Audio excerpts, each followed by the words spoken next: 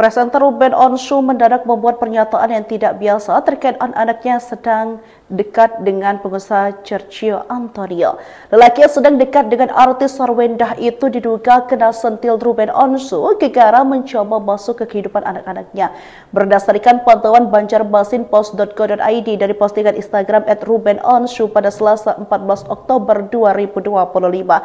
Baru-baru ini, host Brownies Trans TV itu membuat pernyataan yang isinya sentilan seorang yang sedang berusaha masuk ke kehidupan anak-anaknya sekarang agar tahu batasan. Masih jauh dari kata sempurna untuk saya menjadi ayah, tapi akan saya lakukan yang terbaik jika itu berhubungan dengan ketiga anakku. Ayah akan lebih kuat lagi untuk menjaga kalian, mengajarkan orang lain untuk tahu batasan dan mencoba masuk atau merusak karena itu bukan tugas kita mengajarkan. Tetapi lihat dan respek itu sangatlah penting, kata Ruben Onsu. Ia merasa bangga menyaksikan penampilan anak-anak saat pentas balet. Selain itu, Ruben juga meminta kedua putri kecilnya agar tumbuh menjadi anak yang lebih baik.